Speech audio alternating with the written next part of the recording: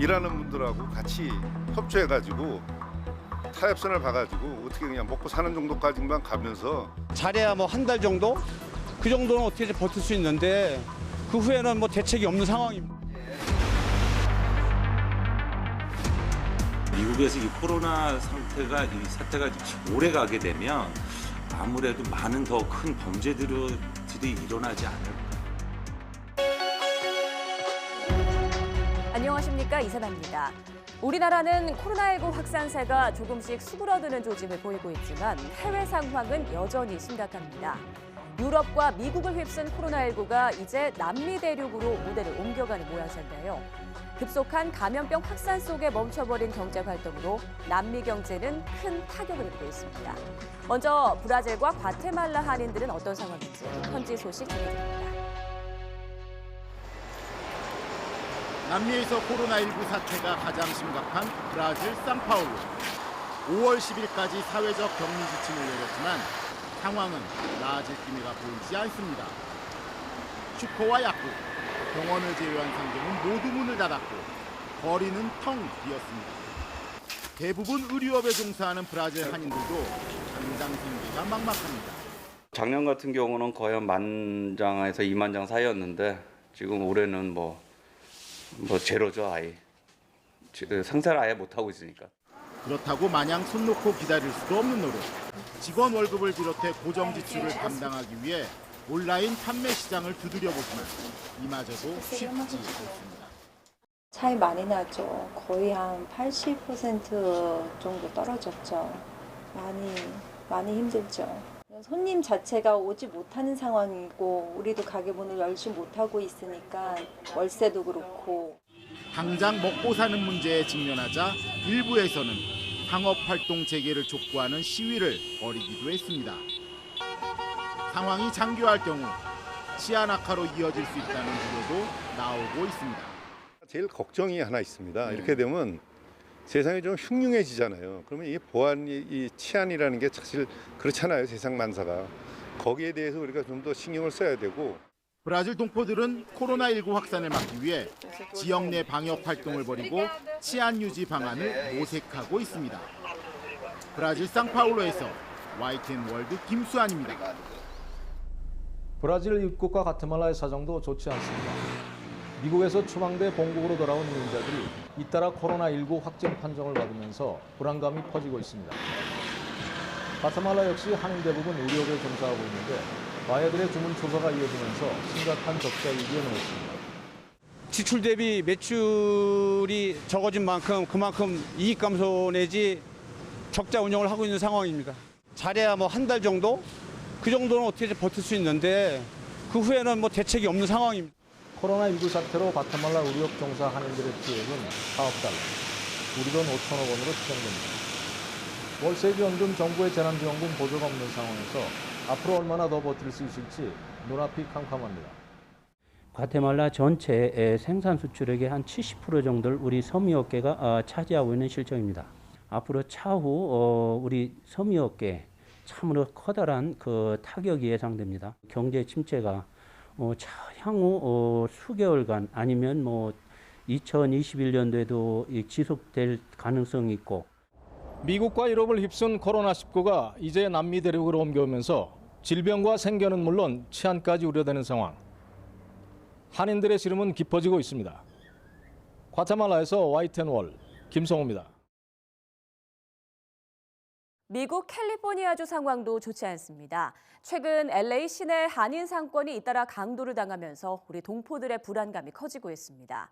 특히 코로나19로 동양인을 향한 혐오 범죄나 인종차별 확산이 우려되는 상황이다 보니 아시아인들의 총기류 구매도 늘고 있다고 하는데요. 현지 상황을 김은경 리포터가 전해드립니다. 저희가 이제 이 코로나 사태 때문에 이제 직원들을 갖다 많이 안 썼는데 공기가 통하라고 뒷문을 열어놨는데 2명이 2층으로 올라가고 왔다 갔다 하면서 그때 제 돈이랑 백 들어있던 백을 갖다 들고 간 거예요. 일주일 전에는 또 다른 가게에서도 그런 일이 있었다고 하더라고요. 상대적으로 아시안들이 많이 거주하고 있는 이곳 캘리포니아주 지역의 이 총기 상점 업주들에 따르면 최근 아시안들의 이 총기 구입률이 크게 증가한 것으로 나타나고 있습니다. 조그맣게 시작해가지고 시간이 흘러가면서 조금씩 생기다가 이제 폭동이 크게 터진 거거든요. 근데 그 기간이 한 6개월이었는데 이게 만약 미국에서 이 코로나 이 사태가 오래 가게 되면 아무래도 많은 더 큰 범죄들이 일어나지 않을까. 코로나19 사태 초기에 트럼프 대통령이 미디어에서 이 차이니스 플루라는 명칭을 사용하면서 일부 미국인들에게 아시안들을 향한 거부감을 자아냈다는 분석이 나오고 있는데요. 하지만 다행인 것은 미디어에서도 이 트럼프의 차이니스 플루라는 단어 사용을 비난을 했고 더 이상 이 단어를 사용하지 않고 있고 또 소셜네트워크 상에서도 인종 간의 갈등을 지우고 다 함께 코로나를 이겨내자는 긍정적인 분위기가 조성되고 있는 상황이기 때문에 폭동 재발의 가능성은 낮은 것으로 파악되고 있습니다. 이상 로스앤젤레스에서 전해드렸습니다. 코로나19로 전 세계 교역과 소비가 얼어붙으면서 해외에서 사업을 하는 동포들의 어려움이 가중되고 있습니다. 우리 기업 8천여 개가 진출해 있는 베트남 상황은 어떨까요? 현지에서 무역업을 하는 한인 사업가의 이야기를 들어봅니다. 평소 오토바이 부대가 점령했던 하노이 거리입니다. 베트남에서 시끄러운 경적 소리가 들리지 않는 건 여전히 익숙하지 않은데요. 대중교통은 물론 택시 운영도 중단되면서 저는 요즘 걸어서 출퇴근하고 있습니다. 여기 도로 같은 경우에도 원래 차량이 되게 많은 지역이거든요. 근데 차가 많이 없고 지금 이 지역에는 사람이 없어요. 차도 굉장히 적은 편이고 오토바이 부대도 볼 수 없고. 베트남은 우리나라 주요 교역국으로 지난해 수출입 규모 692억 달러를 기록했는데요. 코로나19 여파로 4월 수출입 규모가 지난해 같은 기간 대비 25% 급감했습니다. 이렇게 교역과 소비가 얼어붙으면서 무역업을 하는 저희 회사도 애를 먹고 있습니다. 오프라인 미팅에서 저나 이제 한국인 직원들이 참석하는 미팅은 좀 꺼려하시는 그런 경향들이 좀 있었던 것 같아요. 바이어와 진행하는 미팅이나 회의는 화상통화로 대체됐고 일거리가 줄어 당분간 격일 근무제를 운영하기로 했습니다. Như các bạn đã thấy, nền kinh tế Việt Nam có ảnh hưởng tác động, bị ảnh hưởng tác động của Covid-19. Các doanh nghiệp có doanh thu đang giảm sút do lệnh cách giãn cách xã hội.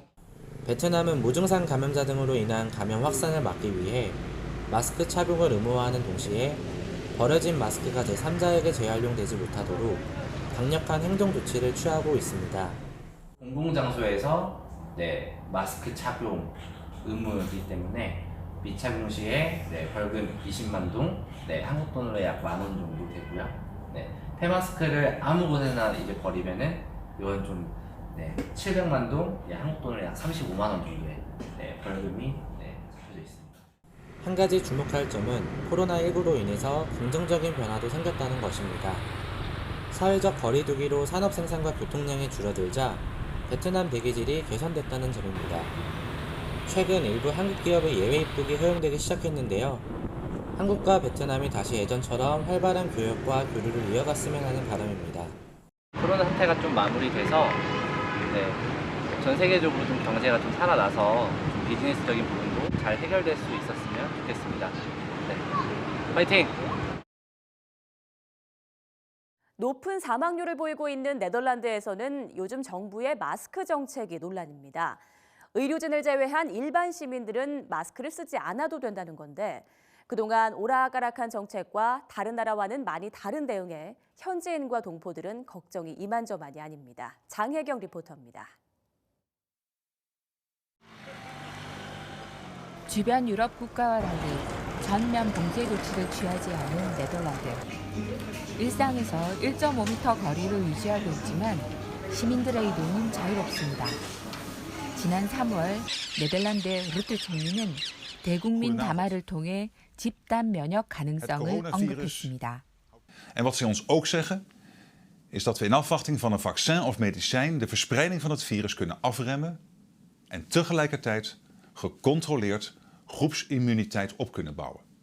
하지만 확진자와 사망자가 줄지 않은 데다 영국이 집단 면역을 포기하면서 네덜란드도 집단 면역 전략에서 한 발짝 물러섰습니다. 특히 7,000명을 상대로 실시한 혈청 항체 검사에서 3%만 항체를 보유한 것으로 나타나 집단 면역으로는 코로나19 사태를 해결할 수 없다는 전망을 뒷받침해줬습니다. 과도한 격리 대신 지능적이고 타겟이 명확한 봉쇄를 추구하는 네덜란드에서는 마스크 착용도 권장하지 않고 있습니다. 하지만 시민들의 생각은 다릅니다. In Nederland vindt de regering het niet belangrijk om mondkapjes te gebruiken bij het coronavirus. Dat komt omdat we ze niet hebben. Ik werk in het onderwijs en als straks in mei de scholen weer open gaan, dan doe ik een mondkapje aan. 한국의 상황을 접해온 동포들은 마스크의 필요성을 절감한 터라 전염병에 취약한 유학생이나 노약자를 돕기 위해 힘을 모으고 있습니다. 여러 가지 사정에 의해서 여기 남아 계신 분들, 학생들이 많이 있고 걱정이 많아서 저희가 뭔가 도와드려야겠다. 구하기도 힘든 이런 물품들을 많은 분들께서 이렇게 정성스럽게 다 이렇게 포장을 해주셔가지고 그런 마음을 가지고 감사하게 잘 사용하도록 하겠습니다. 한국과 다른 대응 방식으로 동포들의 혼란과 걱정은 커져가지만 서로 부족한 부분을 채워주고 도우며 전염병의 위기를 함께 극복해 나가고 있습니다. 네덜란드 암스테르담에서 YTN-월드 장혜경입니다. 코로나19 방역 모범국으로 평가받던 싱가포르가 최근 동남아에서 확진자가 가장 많이 발생한 국가로 전락했습니다. 성급한 계약 단행과 초기 마스크 착용에 대한 혼선, 무엇보다 이주 노동자 기숙사에서 집단 감염이 발생한 것이 주요 원인으로 꼽힙니다. 정희경 리포터의 하루를 통해 싱가포르 현지 분위기 전해드립니다. 한때 엄격한 봉쇄 조치 없이도 코로나19 방역에 성공했다고 평가받던 싱가포르. 하지만 최근 감염자가 가파르게 증가하면서 동남아에서 가장 많은 확진자가 발생한 방역 낙제국이 됐습니다. 싱가포르에서 확진자 수가 급증하기 시작한 시점은 4월부터입니다. 가장 큰 이유로는 학교 개학과 이주 노동자들의 기숙사에서 벌어진 집단 감염 사례를 꼽을 수 있습니다. 싱가포르에는 20만 명 이상의 이주 노동자들이 기숙사 40여 곳에서 생활하고 있는데요. 이주 노동자 집단 확진자는 싱가포르 누적 확진의 75% 가까이 차지하고 있고요.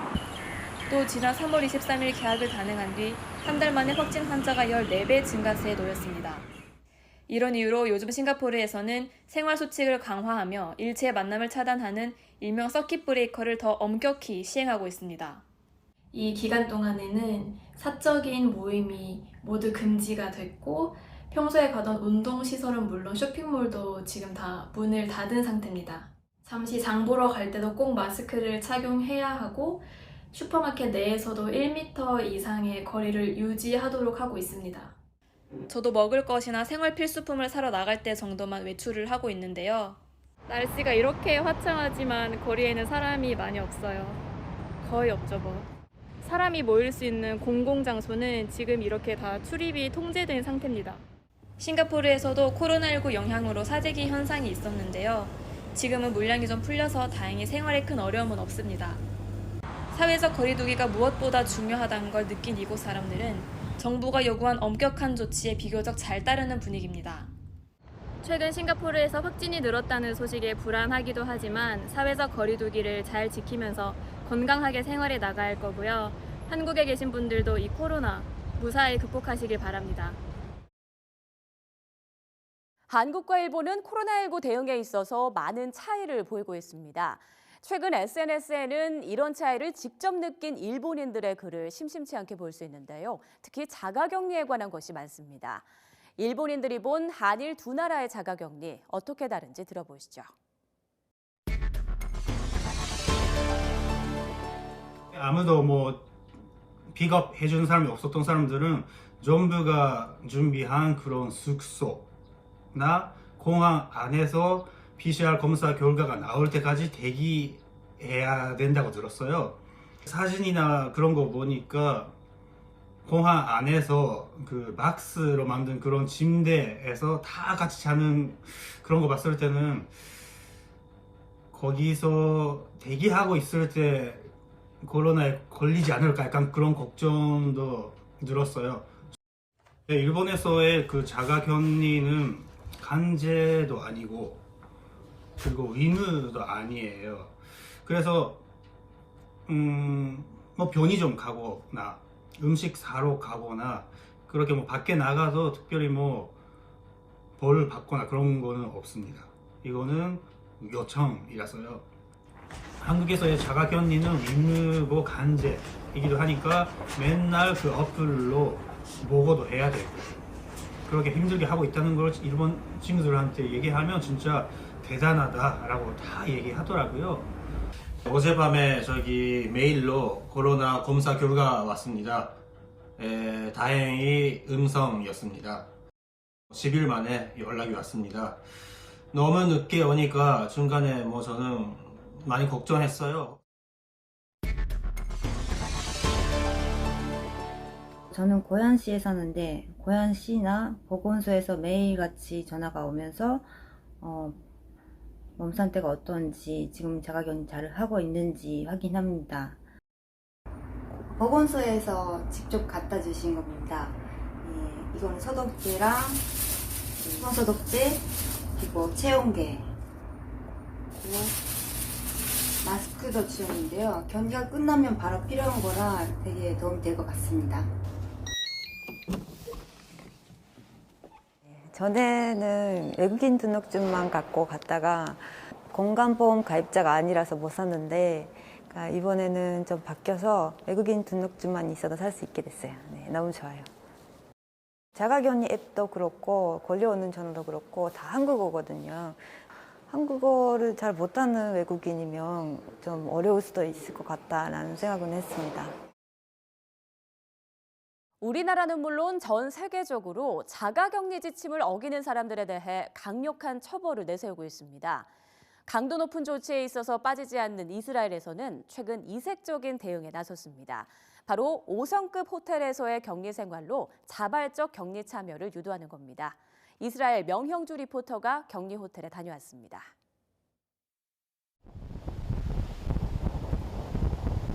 (1박) 최저 가격이 25만 원이 넘는 5성급 호텔. 코로나19 확진자 가운데 크게 증상이 없는 사람들의 격리시설로 지정된 곳입니다. 호텔에서 이렇게 그린존으로 나뉜 구역은 호텔 관리인이나 발열 검사를 하는 의료인들이 출입하며 일하는 곳입니다. 코로나19 확진자들은 옐로우존으로 구별된 다른 출입구를 통해 다니게 됩니다. 미국 여행을 갔다가 코로나19 확진 판정을 받은 아밋 카차브 씨는 개인 SNS에 호텔 격리 생활을 공유하고 있습니다. 매일 발열 검사를 하면서도 탁구와 당구를 치면서 시간을 보내는 확진자들의 모습을 볼 수 있습니다. קמתי בבוקר בלי חוש טעם וריח בכלל, ובגלל שאני יודעת שזה אחד התסמינים, אז הזמנתי בדיקת קורונה אליי הביתה, ויצאה חיובית. אחר כך נשלח לי באמבולנס למלון דן. כל מי שנמצא במלון הוא במצב קל מאוד, ואם אנחנו פתאום למישהו יש סימפטום. 이스라엘 국방부는 해외에서 귀국하는 자국민들이 자가격리를 제대로 지키지 않자 가족과 격리가 필요한 해외 입국자와 확진자 가운데 별다른 증상이 없는 사람을 대상으로 5성급 호텔에서 격리하도록 지침을 내렸습니다. כמה שיותר מהר היה לבנות, כי בסוף ההתרבות של החולים הייתה כל כך גדולה שאתה לא יכול לבנות עכשיו בית חולים מהר. מלון, 5 כוכבים למתקן הבראה, הנהלת המלון ואנחנו, פיקוד העורף, הצלחנו לייצר את המציאות הזאת. 해외 입국자의 경우 14일이지만 확진자는 2번 연속 음성이 나와야만 집으로 돌아갈 수 있어 보통 한 달 가까이 격리 생활을 하게 됩니다. בדיקה ראשונה, אחרי 24 שעות, אם הם יצאו שלילי, אז עושים עוד פעם בדיקה, ואם יצאו אחרי 24 שעות עוד פעם שלילי, אז הם משוחררים לצאת. כן, ואני אגלה לך משהו קצת מצחיק, שגם אחרי שהם מקבלים, הם לא רוצים ללכת. 자가격리 위반자에게 벌금이나 징역 등 강력한 처벌과 동시에 우리 돈 3조 4천억 원을 들여 5성급 호텔 격리라는 강원 양면 전략을 구사하는 이스라엘. 비싼 비용을 치르더라도 지역사회 감염을 막아야 한다는 이스라엘의 절박함과 강한 의지를 동시에 확인할 수 있는 대목입니다. 이스라엘 텔아비브에서 YTN-월드 명영주입니다. 서로 간의 사회적 거리는 넉넉하게 두고 대신 심리적 거리는 더욱 단단하게 좁혀서 힘든 시기 잘 이겨내리라 믿습니다. 예방수칙에 조금만 더 힘써 주시고요. 또 현명하게 이 위기를 극복해 나가시기를 바라겠습니다. 언젠가 꼭 극복하는 날이 오리라 믿습니다. 코로나19로부터 승리하는 그날까지 여러분 모두 힘내세요. 파이팅!